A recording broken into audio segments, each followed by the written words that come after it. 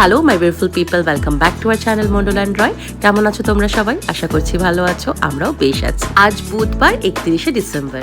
আজ ভোরবেলায় ঘুম থেকে উঠে আমি মিস্টার রয় আর সিম্বা বেরিয়ে পড়েছি হাওড়া স্টেশনের উদ্দেশ্যে। আজকের আমাদের গন্তব্য হচ্ছে বোলপুর। আমরা আজকে চাপবো 7:45 বন্দে ভারতে। আর আমাদের সাথে আর যোগ দিচ্ছে মোমো, সোমালদা, শ্রেয়া। ভোর 5টার সময় ঘুম থেকে উঠে হাওড়া স্টেশন অব্দি আস্তে আস্তেই প্রচন্ড খিদে পেয়ে গিয়েছিল, তাই শ্রেয়ারা আগে থেকে আমাদের জন্য ছোলে ভাটুরে আর ইডলি কিনে রেখেছিল যাতে আমরা এসে খেতে পারি। যদিও আমাদের বন্দে ভারতে আজকে ব্রেকফাস্ট ইনক্লুডেডই আছে। ওরা প্রথমেই জল দিয়ে গেল আর তারপরে দিয়ে গেল টিকিট এবং তার সাথেই দিল নিউজ পেপার। বাইরে অসম্ভব কুয়াশা, এখন সময় প্রায় 8টা, তাও বাইরে এতটাই কুয়াশা যে দেখে মনে হচ্ছে যেন ভোর 6টা হবে। সেই কুয়াশার মধ্যে থেকেই আমাদের ট্রেন এগিয়ে চললো সামনের দিকে। টিকিটটা তো আগেই দিয়ে গিয়েছিল, এবার গরম জল দিয়ে গেল, আমরাও টুক করে চাটা বানিয়ে নিলাম। এই ঠান্ডা সকালে গরম গরম চা পেলে আর কি চাই।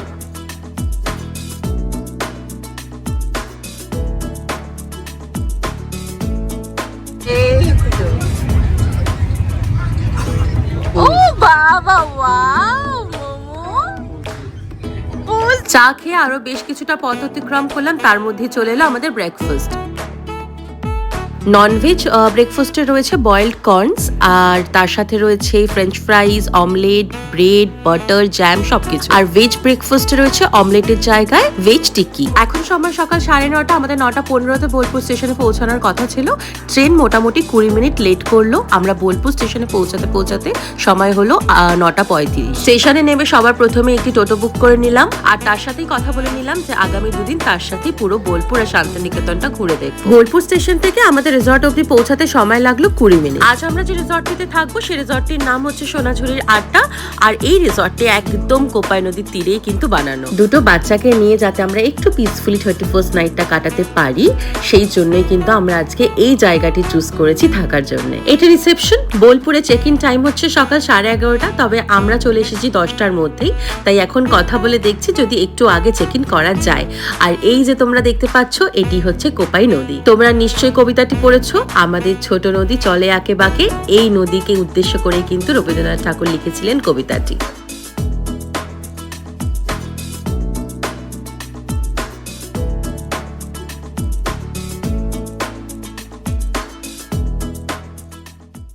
আর এই ওয়াচটি সিম্বাকে উপহার করেছে তার শ্রেয়া আন্টি।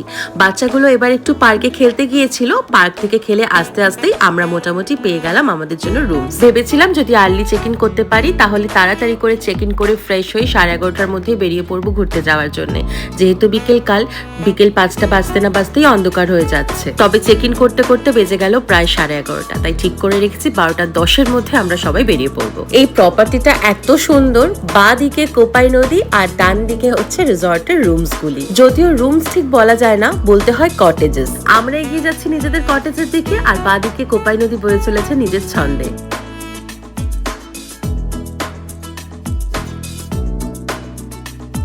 ডান দিকে এখানে প্রস্তুতি চলছে আজ রাতের অনুষ্ঠানের। আর এই যে বাচ্চাদের সব থেকে প্রিয় জায়গা পার্ক। পার্কের ডান পাশের রুমটি হচ্ছে শ্রেয়াদের আর বাঁ পাশের রুমটি হচ্ছে আমাদের। এটি শ্রেয়াদের রুম আর ওই যে দেখা যাচ্ছে ওটি হচ্ছে আমাদের রুম। আমাদের রুমের সামনে হচ্ছে সুইমিং পুল আর সুইমিং পুলের সামনে হচ্ছে কোপাই নদী।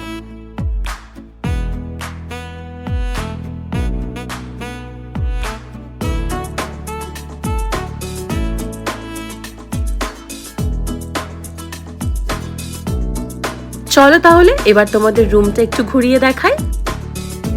প্রথমেই বলি, আমার কটেজটি ভারী পছন্দ হয়েছে। বাইরে থেকে যতটা সুন্দর দেখতে, ভিতরটাও কিন্তু ততটাই সুন্দর আর ততটাই স্পেশিয়াস। আর রুমে ঢুকে সিম্বাও খুশি এই বাকেটটা দেখে।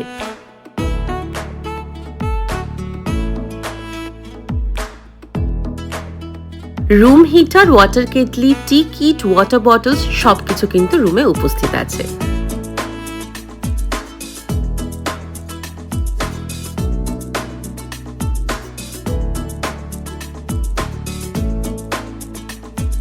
এই জানলাটা খুললেই দেখা যাচ্ছে পার্কের দিকটা। আমার সব থেকে যেটা ভালো লাগলো, ওয়াশরুমের একদম পাশেই ওরা ছোট্ট একটা চেঞ্জিং এরিয়াও রেখেছে।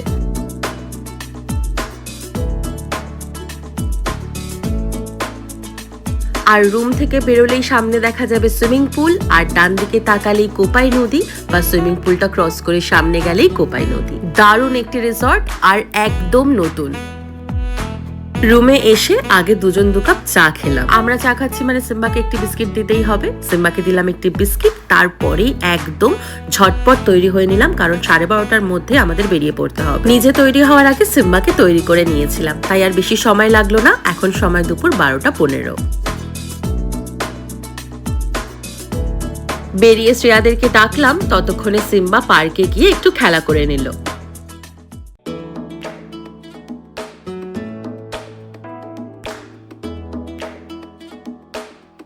এরকম পার্ক দেখতে পেলে বাচ্চাদের সাথে নিজের বয়স কত সেটা আর মনে থাকে না, তাই সিম্বা আর মোমোর সাথে আমরাও একটু খেলা করে নিলাম।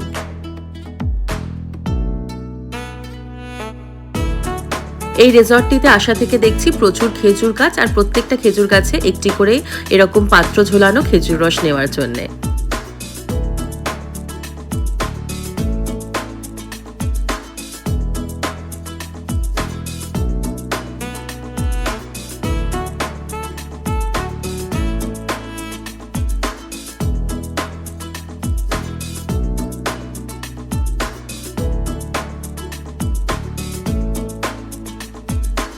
এই টোটোটিতে করেই আমরা আজ আর কাল ঘুরবো। আমাদের এই ভাইটি স্টেশন থেকেও নিয়ে এসেছে। প্রথমেই আমরা যেখানে চলে এলাম সেটা হচ্ছে সৃজনী শিল্পগ্রাম। এইখানে টিকিট কেটে আমাদের ভেতরে ঢুকতে হবে। আমরা ভেতরে ঢুকে আজ একটু কেনাকাটা করবো।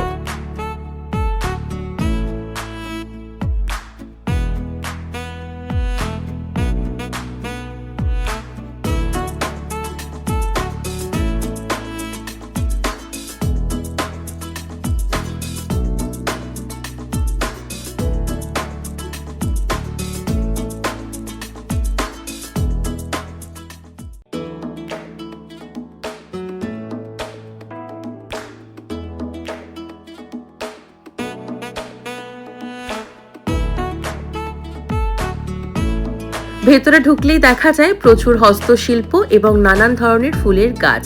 খুব সুন্দরভাবে সাজানো একটি জায়গা।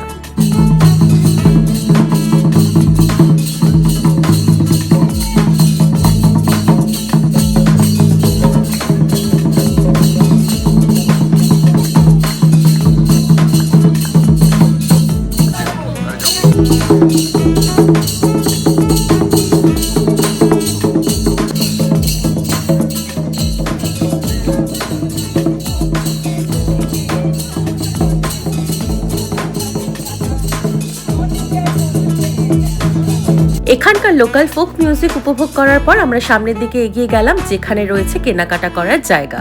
ছোট ছোট ছোট প্রচুর দোকান, এবং সেখানে পাওয়া যাচ্ছে নানান ধরনের জিনিস। চুড়ি, কানের দুল, গলার হার, বিছানার চাদর, শাড়ি, জামা কাপড়, সবকিছু। আমি এই ধরনের জিনিস কম পরি, তবে মিস্টার রয় জোর করে এই চুড়িগুলি এবং এই হারটি কিনে দিল। শুধু কিনে দিল না, কিনে পরিয়েও দিল জোর করে। এই জামাটি নিলাম সিম্বার জন্য, কালারটা আমার খুব পছন্দ হয়েছিল। সামনেই একটি ব্যাগের দোকানে এত সুন্দর একটি ব্যাগ দেখলাম যে না নিয়ে থাকতে পারলাম না, আর দামগুলো কিন্তু একদম রিজনেবল।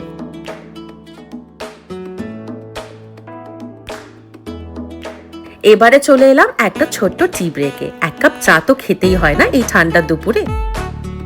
চা খেয়ে সোজা চলে এলাম পাশের শাড়ির দোকানটিতে। এত সুন্দর সুন্দর সুতোর কাজ করা শাড়ি পাঞ্জাবি দেখে যেন মনে হবে সবকটা নিয়ে নিই। এখান থেকে মামনির জন্য একটি শাড়ি, 2 বাবার জন্য 2টি পাঞ্জাবি, আর মিস্টার রয়ের জন্য একটি পাঞ্জাবি নিলাম। এইবার আমরা এখান থেকে বেরিয়ে সোজা চলে যাব লাঞ্চ করতে। আমাদের টোটো চালক ভাই আমাদের পাশে একটি খুব সুন্দর জায়গায় লাঞ্চে নিয়ে গেল, যেখানে খুব সুন্দর থালি অ্যাভেলেবেল ছিল। আমরা চিকেন থালি অর্ডার করলাম, শেয়ারা ফিশ থালি অর্ডার করলো, আর সিম্বার জন্য অর্ডার করলাম একটি মাছ ভাজা। লাঞ্চ করে বেরিয়ে এবার আমরা ঘুরে দেখবো বিশ্বভারতীর চারিধারটা। এখন ভিতরে ঢুকতে দেয় না, তাই বাইরে থেকে টোটোতে করে ঘুরে ঘুরে দেখতে হবে।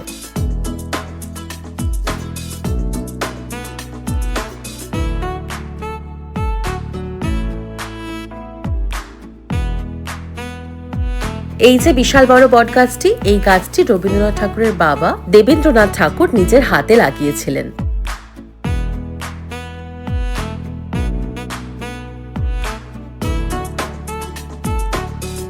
তালগাছ কবিতাটি নিশ্চয়ই মনে আছে, এই যে সেই তালগাছ। এইবার আমরা খুঁজে পেলাম বোলপুরের সেই বিখ্যাত রাবড়ি।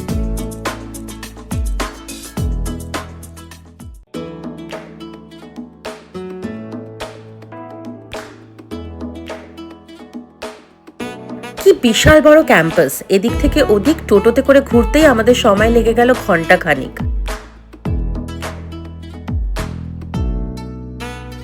আজকের মতো ঘোরা হয়ে গিয়েছে, এখন রুমে চলে এসেছি লাঞ্চ করে। এখন সময় বিকেল 4:30। এখন একটু পার্কে যাব খেলা করতে। সিম্বাকে চেঞ্জ করে একটু মোটা জামা কাপড় পরিয়ে দিলাম। পার্কে গিয়ে সিম্বাকে নিয়ে একটু খেলা করে তারপরে রুমে এসে একটু রেস্ট নেব, আর তারপরে যাব বাউল গান নাচ দেখতে। আজকে যেহেতু 31শে ডিসেম্বর, তাই এখানে খুব সুন্দর একটা অনুষ্ঠানের আয়োজন করা হয়েছে, যেটা আছে সন্ধ্যেবেলায়।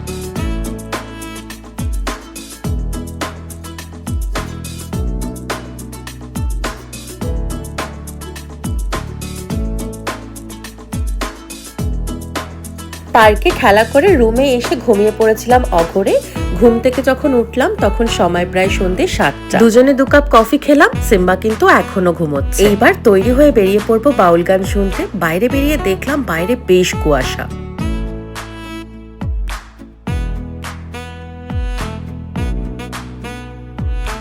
সিম্বাকে মোটা জামা টুপি সবকিছুই পরিয়েছি, তবুও এত কুয়াশাতে বাচ্চাকে খুব বেশিক্ষণ বাইরে রাখা যাবে না।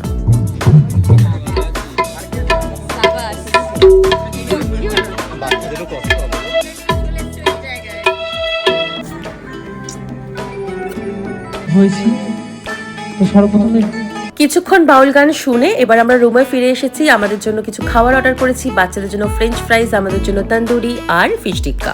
মোমোর পছন্দের গান চালানো হয়েছে, আর এখন আমাদের রুমেই চলছে নাচা গানা। গানটা যদিও এখানে দেওয়া যাবে না, কপিরাইট স্ট্রাইক পড়ে যাবে।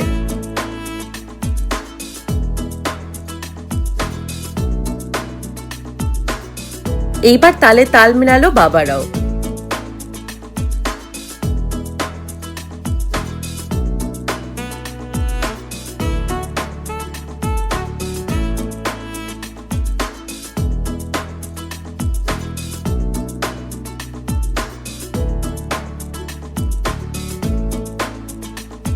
ডিনারে আমরা অর্ডার করলাম fish finger, mixed fried rice আর গার্লিক। ডিনার শেষ করতে করতেই ঘড়ির কাঁটায় সময় হলো রাত 12টা। বছর শেষ, আরেকটি বছর শুরু। ভগবানের আশীর্বাদে আরো একটি নতুন বছর দেখার সুযোগ পেলাম। সকলকে জানাই মোরলান রয় পরিবারের তরফ থেকে হ্যাপি নিউ ইয়ার। সকলের নতুন বছর দারুণ কাটুক। আজ 1 জানুয়ারি 2026। সকাল সকাল ঘুম থেকে উঠে নিজের জন্য আর মিস্টার রয়ের জন্য চা বানিয়ে 1 কাপ চায়ে চুমুক দিয়ে এই সুন্দর মনোরম পরিবেশ উপভোগ করলাম। আজ আমাদের এই সুন্দর রিসর্টটি থেকে চেক আউট করতে হবে। আমাদের চেক আউট টাইম সকাল 10:30। তবে আমাদের ব্রেকফাস্ট ইনক্লুডেড আছে, তাই আমাদের আগে যেতে হলো ব্রেকফাস্ট করতে। ব্রেকফাস্টে অনেক কিছু ছিল। আমি নিলাম লুচি, আর সিম্বার জন্য নিলাম ব্রেড, আর মিস্টার রয় খেলো ইডলি, আর তার সাথে নিলাম 1 বাটি শিমুই।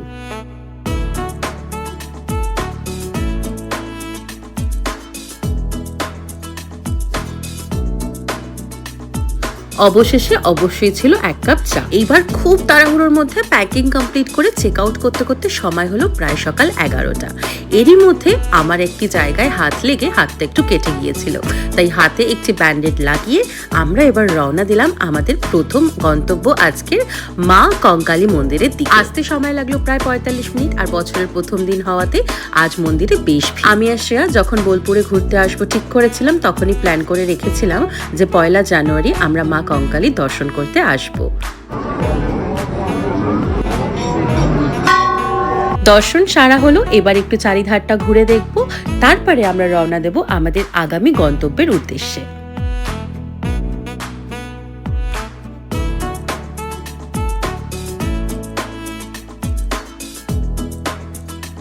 আমাদের পরবর্তী গন্তব্য হচ্ছে ডিয়ার পার্ক। মা কঙ্কালীর মন্দির থেকে ডিয়ার পার্ক আসতে সময় লাগলো প্রায় 25 মিনিট। এখানে এসে টিকিট কেটে আমরা ঢুকে পড়লাম ভিতরে। ভেতরে ঢুকে চোখে পড়লো অনেকগুলি স্পটেড ডিয়ার।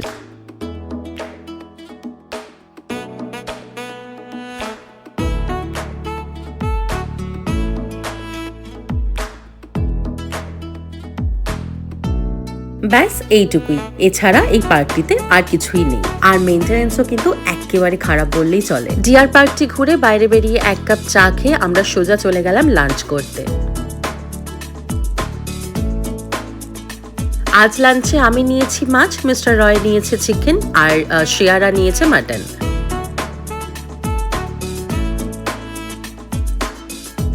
খাওয়া দাওয়া সেরে একদম দেরি না করে সোজা চলে গেলাম সোনাঝুরি হাট। 1 জানুয়ারি হওয়ায় আজ সোনাঝুরি হাটে বেশ ভিড়। হাটে গিয়েই প্রথমে চোখে পড়লো রাবড়ি, তাই আগে 1 কাপ রাবড়ি খেয়ে তারপরে শুরু করলাম কেনাকাটা।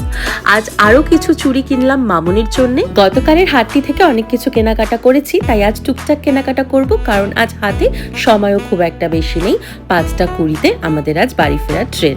এই জামাগুলি দেখে আবার দাঁড়িয়ে পড়লাম আর কিনে নিলাম সিম্বার জন্য আরো একটি জামা।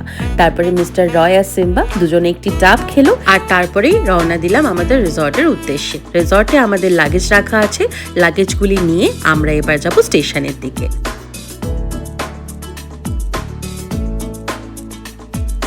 এখন সময় বিকেল 5টা। আমাদের রিসর্ট থেকে স্টেশন অব্দি আসতে 20 মিনিট সময় লাগলো। আমাদের ট্রেন হচ্ছে 5:20-তে।